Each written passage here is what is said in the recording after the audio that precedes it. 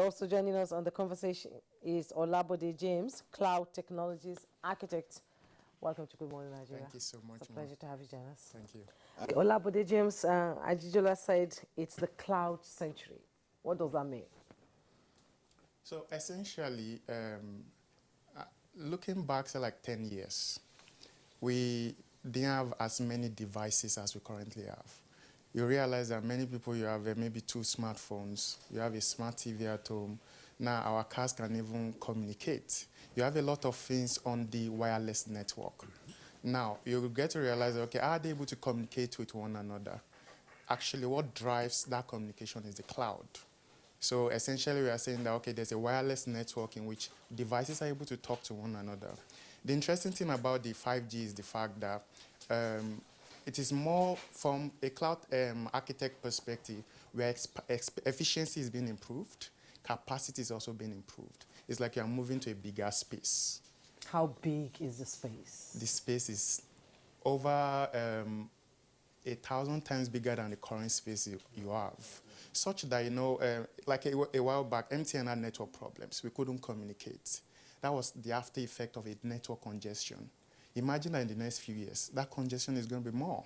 If you don't move to a bigger space, that will allow for more devices and more communication. Because every day you get to realize that new devices are being activated. So the question, a time comes whereby there will be congestions, and people, you know how technology is a part of our life now. Imagine a point comes whereby we are not even able to communicate. It's going to lead to crisis. So that's the idea of the expansion of space and more efficiency. Okay, now let's go to Dr. Bairo Agabi, member of the Government Technical Working Group of the Digital Identity Ecosystem. Let me join Olabode James. For a successful rollout of the 5G network, we need stakeholders to key into the initiative, the idea. And what kind, as a stakeholder in the technology sector, what kind of synergy do you have with government, you know, so that we'll be able to see a favorable outcome when the 5G is finally launched? Thank you very much for your question. You know, with respect to that, it is not even a choice for people in private sector. It is not whether you are in or you're out. It is that you have to be in, because there's a space for expanded opportunities for everyone. When he was talking about remote work, for instance, you know, in the tech space that I operate, you have a lot of young people working for companies in the US without the need for them to travel. You have a lot of young people working for companies in the UK without the need to travel. So you have a space in which by the time the 5G comes or rolls out, you have an expanded opportunity for a lot of young Nigerians, not just to operate in the Nigerian market, but also to operate effectively on the African market. That's with the AFTA, and also on a global scale. You're competing with the Indians. And the truth is this, which is also something I've observed, young Nigerians can compete favorably well with anyone from anywhere in the world. So what is needed is like, okay, give them opportunities, let them learn, let them grow, and allow them opportunity to build solutions that can be useful beyond the shores of this country. So you mean our youth who are, you know, technologically serve, who feel as if the world is at their feet, because we just have a teeming population of our youth who are ready, you know, to hit the ground running. Exactly. Well, how can government encourage them to key into the plan, the policy itself? Okay, if they have access, I'm talking about access to it now. Exactly. So I'm sure it's going to be expensive. Essentially, once government is able to facilitate introduction of this technology or build the infrastructure, support the infrastructure, and also a form of subsidizing the initial cost, I don't know if that is possible, such that it can be affordable for a lot of young companies to be able to come on board of these platforms, so that it can be like in the form of taxation, whereby, you know, some of these things is used in supporting the infrastructure, such that the entry cost for a lot of young companies will be significantly lower, such that they can compete effectively with companies in India or in Pakistan or in China. The better for everybody. Well, you just talked about subsidy.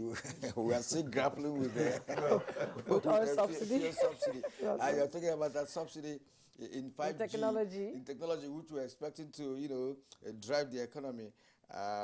according to the policy. Well, thank you. Olabode James, are we going to see a world driven by technology? And at a point in time, we could begin to have issues with this technology. The altimeters, if I got him right, that he mentioned, which aircraft operators or airlines are beginning to complain about, is a key issue here. And perhaps other hazards that could go with 5G. I do believe, quite frankly, that in every setting, perhaps technology or any other setting, there is this possibility of having hazards here and there. Do you foresee any of these hazards? If yes, how can we also use this 5G to address such challenge? Okay, so the truth is this, there will always be hazards, especially the ones not anticipated, because most of the time we don't know the future. Like he said, threat surface is a lot broader now. So with respect to the fact that you're having more devices coming on board, what is just left for practitioners like myself and a lot of people like me is to keep learning. And there will be gaps.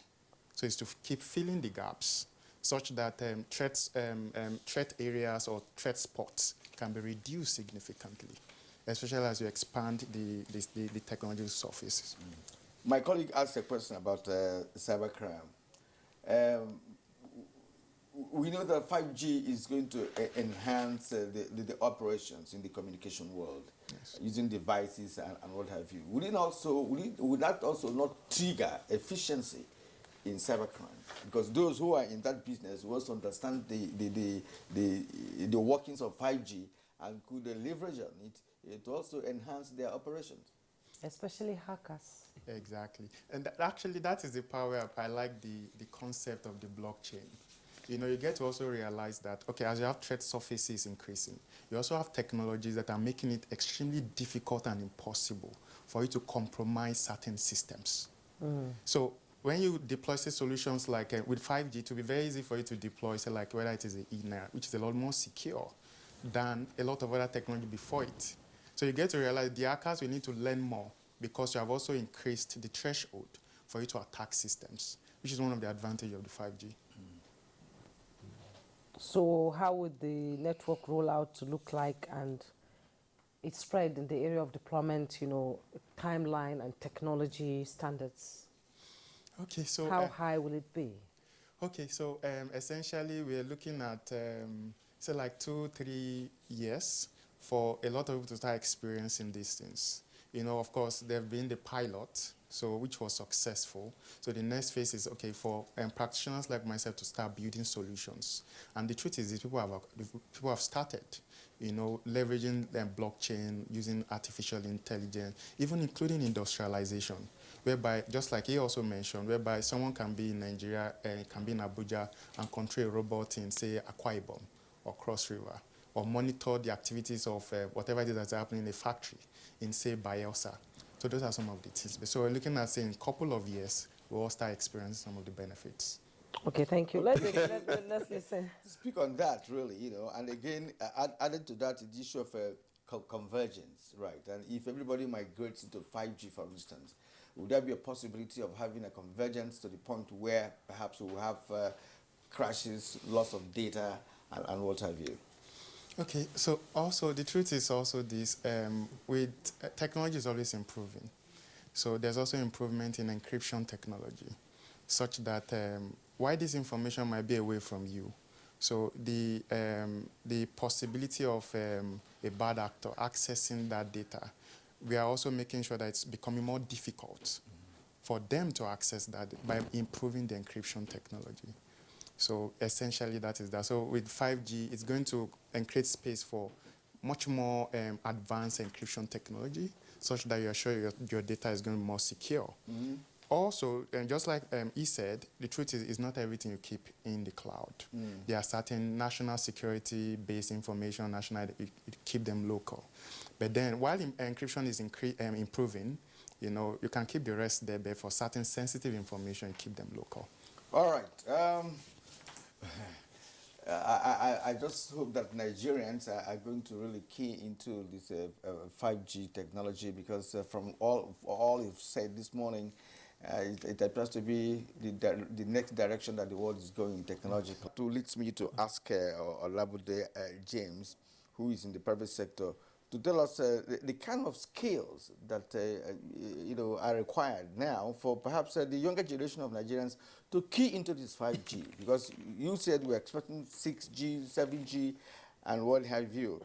And if there are new skills that one needs to acquire in operating in the digital world, what nature of it? And are there plans for some of you who are in the private sector to stimulate training for some sort of Nigerians who will also key into the 5G generation?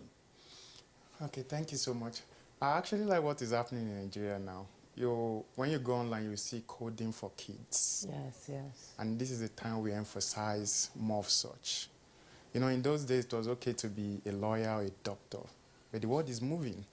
The coding for kids, programming, computer programming. How do we program computers or even program robots?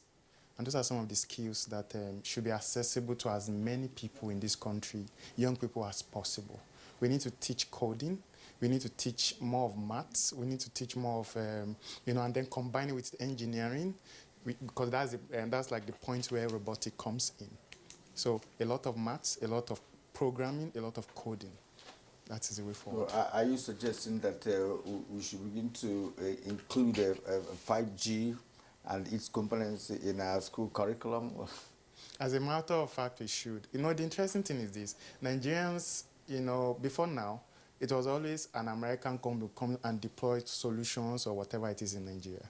But now Nigerian solutions are also now being used outside Nigeria, in the US, in the UK. So the question is, how do we encourage our young people to produce more of such? And it is by telling them, okay, introduce curriculum, 5G into the curriculum. Let Nigerians build solutions that Americans can use. Let Nigerians build solutions that might even be useful in China. And that's the way forward. Tell me something. As a layperson, I have my phone that I use. Do I need to upgrade my phone? Yes, you will to need be able to access the 5G? Yes, just think about the benefits. Something that is more efficient, faster. What kind of phone do I need? Okay, so you need to or device, computer, whatever I'm going to use. I like the way Mr. Ajijola mentioned it earlier, the specifications. Yes. So when you look at, say, 2021 specification for mobile phones, 2022, you need to buy phones from that era, 2021, 2022. Not all mobile phones can access even 4G. So, but from 2021, 2022, you look at the top end Samsung or the top end high-end iPhones. Like specifically iPhone 13 was designed for 5G. The Samsung S21 was designed for 5G. So let's start using devices. That's expensive. Yeah. There are cheaper. Not everybody can access. What about the Android phone, the Infinix?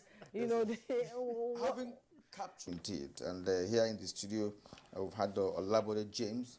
We also appreciate your contribution this morning. Thank you very much.